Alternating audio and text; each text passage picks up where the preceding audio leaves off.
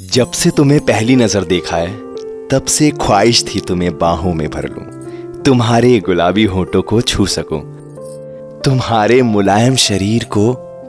तुम सोच रही होगी कि मैं कितना बेकरार हूं, तुम हो ही इतनी खूबसूरत, कोई भी दीवाना हो सकता है। चेतन की शादी गांव की सबसे खूबसूरत लड़की अनन्या से हो जाती है, जिसे पाने की ख्वाहिश गांव का हर मर्द रखता था। बेड के एक कोने में बैठा चेतन घूंघट निकाले बैठी अनन्या से बात कर रहा था, पर अनन्या एकदम चुपचाप थी।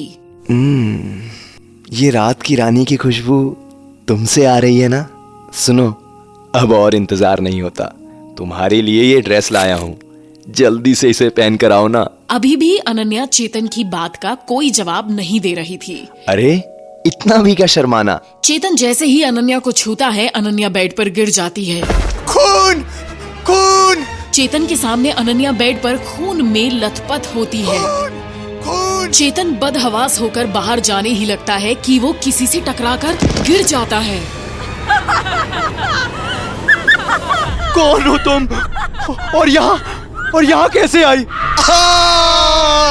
चेतन की चीख सुनते ही घरवाले दरवाजा कुछ देर पीटने के बाद तोड़ देते हैं। बेड पर अनन्या और जमीन पर गिरे चेतन को देख घरवालों की चीख निकल जाती है। नहीं! चेतन! चेतन बेटा उठो! उठो बेटा! अनन्या! अनन्या! ये क्या हो गया? इतनी क्रूरता से इन्हें किसने मार डाला? इन्होंने किसी का क्या बिगाड़ा था? चेतन बेटा! कुछ ही पल में शादी वाले हंसते खेलते घर में मातम छा गया। हटो! हटो! क्या मेला लगा रखा है? जाओ अपने अपने घर जाओ। शौर्य गांव के एक सरकारी स्कूल में पढ़ाता था। अनन्या के पिता उस स्कूल के हेडमास्टर थे, तो शौर्य का उनके घर आना जाना लगा रहता था। खुद को संभालिए काका साहब, जिसने भी ये किया है उसे सजा जरूर मिलेगी। क्या किसी ने भी घर के अंदर किसी को आते जाते देखा या कुछ अजीब होते देखा? शंभू तुमने? शौर्य गांव के शराबी चौकीदार शंभू से पूछता है। साहब 4 पैक के बाद तो मैं खुद की बीवी को भी नहीं पहचान पाता। शौर्य बाबू, क्या बात है, आप मास्टर साहब से पुलिस कब बन गए? खैर, आपकी इजाजत हो तो आगे की इन्वेस्टिगेशन हम कर लें। वो क्या है थानेदार साहब, पुलिस हमेशा वारदात के बाद पहुंचती है ना। अरिया, बिकाराम, जल्दी से कमरे की तलाशी लो, एक एक कोना ध्यान से देखो, कोई सुराग तो जरूर मिलेगा। साहब! क्या हुआ अरिया, भूत देख लिए क्या? साहब, अंदर तो एक ही लाश है, दुल्हन की लाश गायब है और पूरे कमरे में खून से सने उल्टे फेरे के निशान हैं। ये सुनकर वहाँ सबके होश उड़ जाते हैं। क्या? अब ये क्या माजरा है?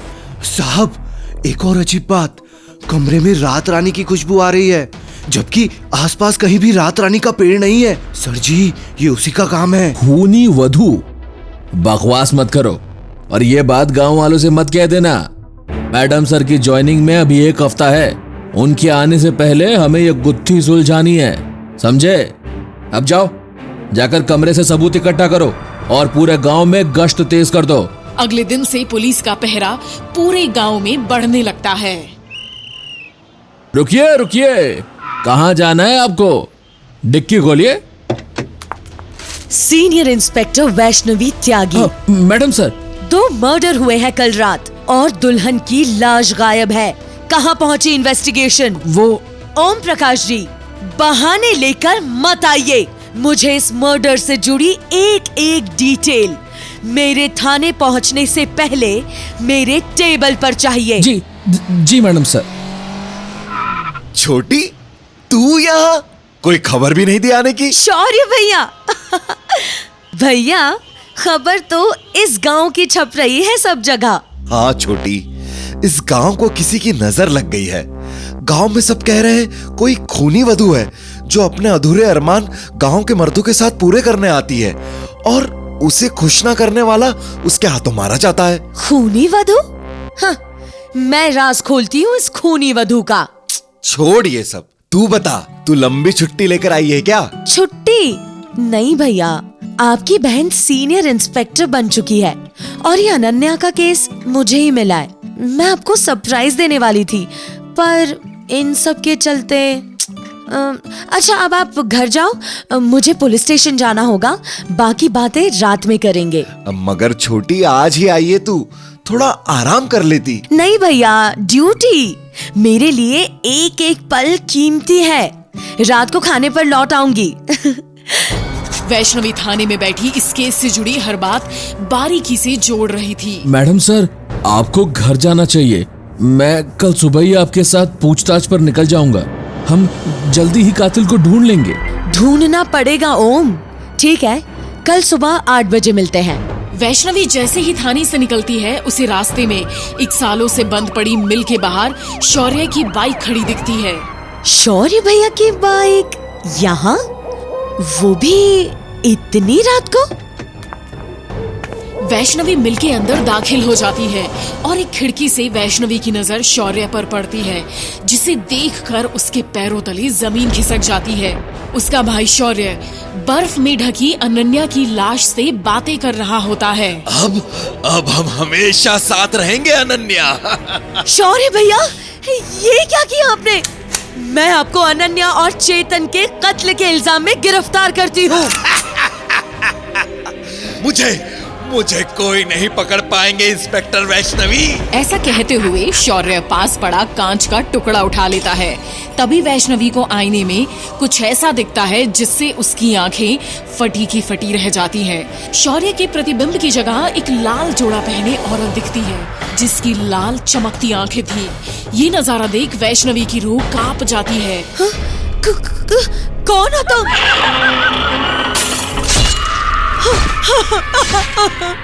शौर्य भैया!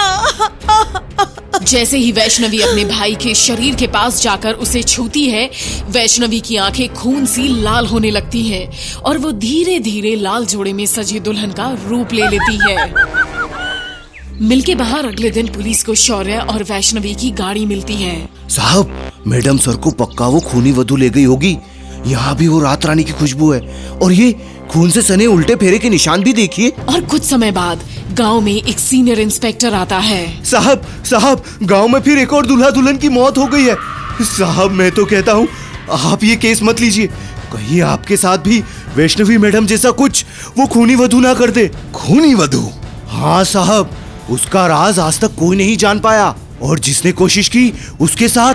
बकवास बंद करो हरिया, मैं राज खोलता हूँ इस खूनी वधू का। चलो। फूलपुर में हो रहे इन वारदातों का किसी के पास कोई जवाब नहीं है और आज भी फूलपुर गांव में शादी की शहनाइयां बजते ही मातम की मायूसी छा जाती है। ये कहानी खूनी वधू से प्रेरित थी। खूनी वधू की कहानी जानने के लिए डाउनलोड कीजिए पॉकेट FM।